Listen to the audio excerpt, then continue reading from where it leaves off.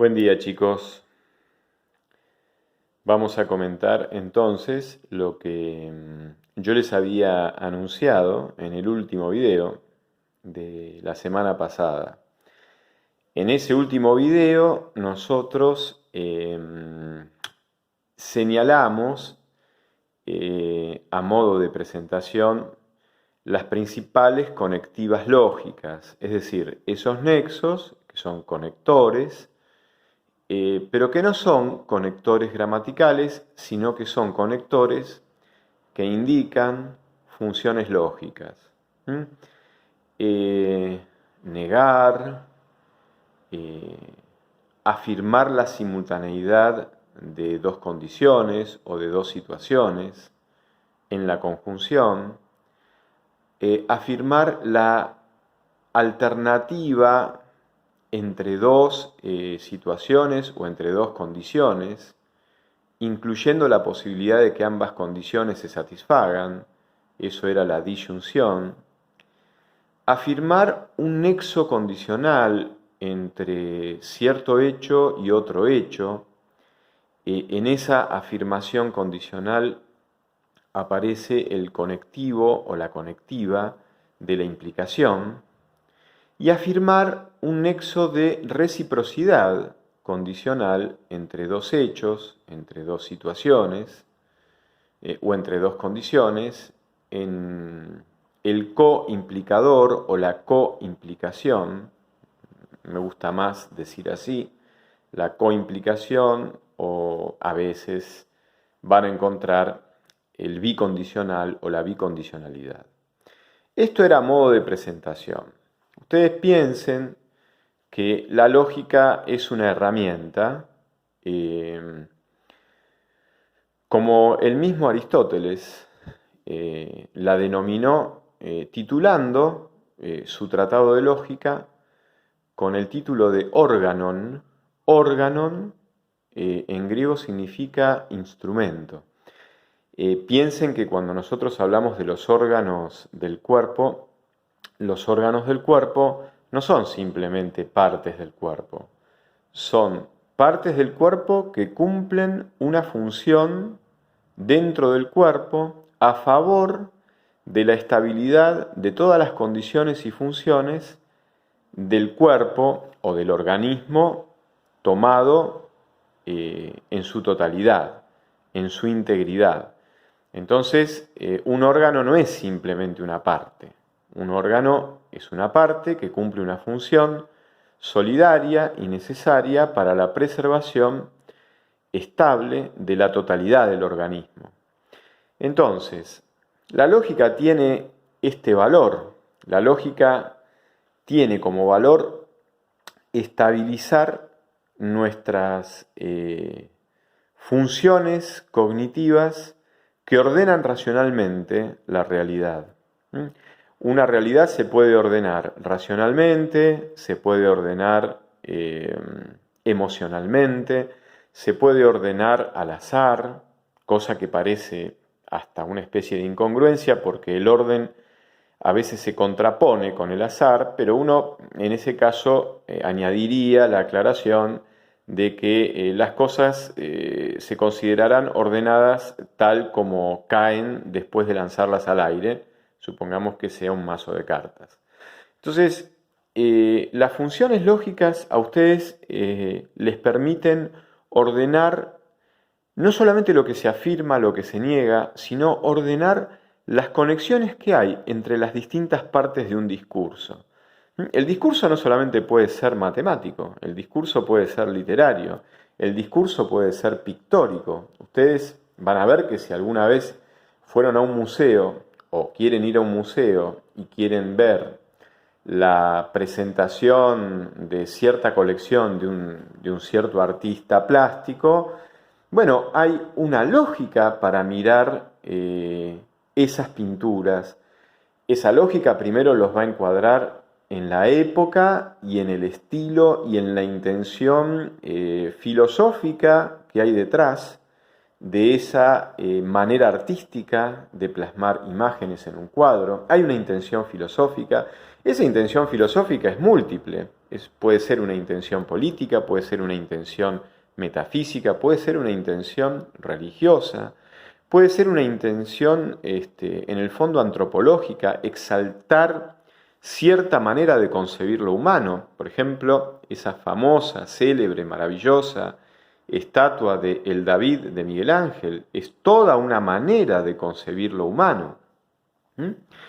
Entonces hay distintas lógicas. Lo que la lógica que se aplica a la matemática y por extensión a las demás ciencias a ustedes les va a permitir es a ordenar racionalmente cualquier situación, no para creer que el ordenamiento racional en el fondo es el único que va a alcanzar para interpretar profundamente esa situación, pero sin ese ordenamiento racional no puede haber otros ordenamientos complementarios que profundicen una interpretación, una lectura, lo que fuere. Es decir, si a mí me están explicando cómo es la obra de un cierto pintor, no sé, de Miguel Ángel o de Leonardo o de Caravaggio, que son pintores del Renacimiento, o de Van Gogh, que es un pintor impresionista, en fin, el que ustedes quieran, el cubismo de Picasso, me van a explicar cómo leer un cuadro, pero evidentemente, en la medida en que yo sienta que estoy entendiendo esa explicación, estoy entendiendo que estoy entendiendo.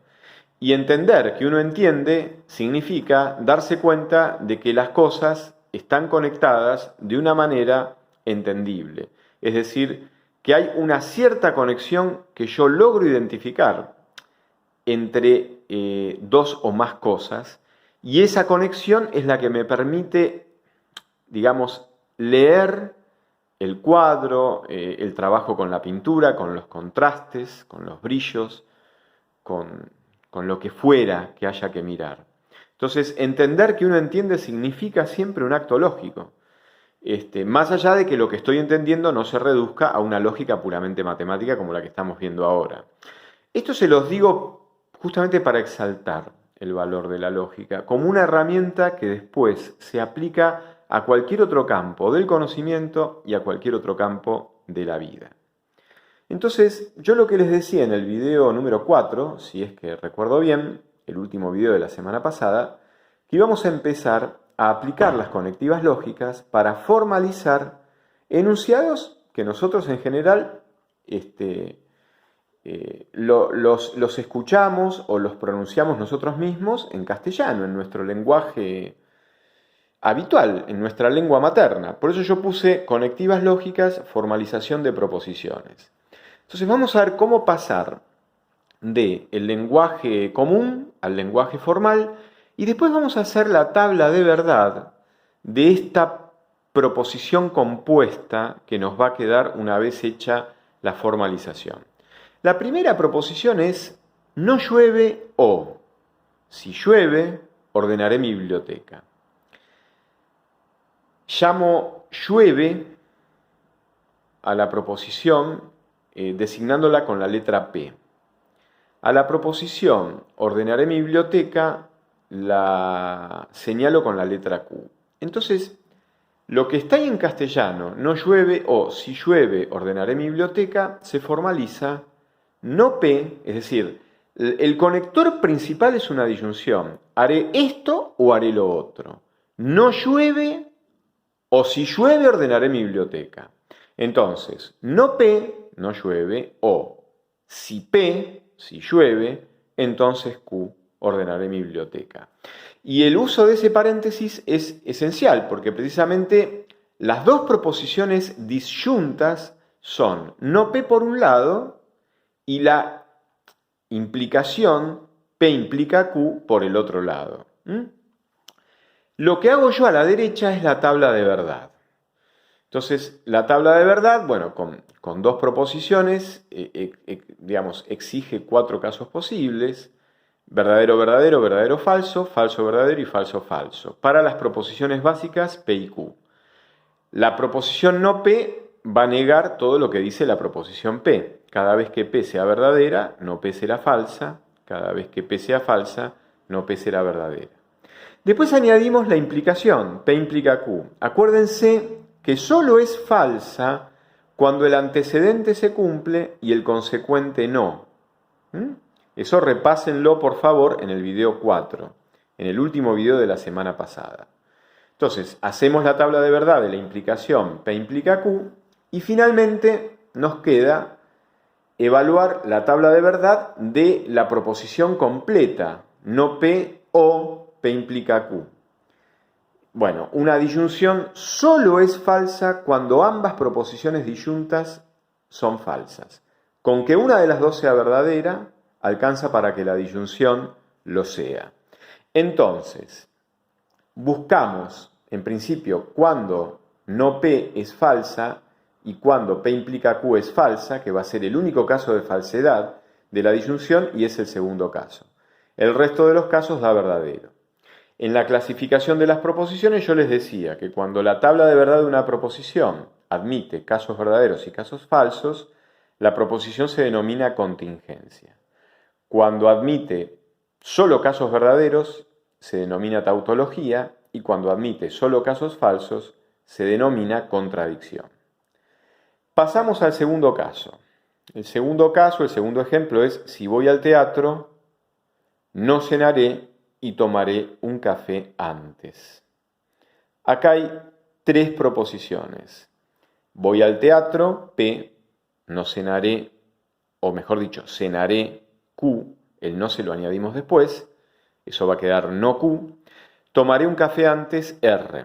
Entonces, si ustedes tienen dos valores de verdad para P, verdadero o falso, dos valores de verdad para Q, verdadero o falso, y dos valores de verdad para R, verdadero o falso, haciendo 2 por 2 por 2, dan 8 casos posibles, que son los 8 casos que están ahí a la izquierda, en la tabla de verdad, donde aparecen P, Q y R. Vamos a analizar aparte no Q o R, es decir, no cenaré y tomaré un café antes, y después finalmente la proposición completa, que es una implicación. P implica no Q y R. No Q y R.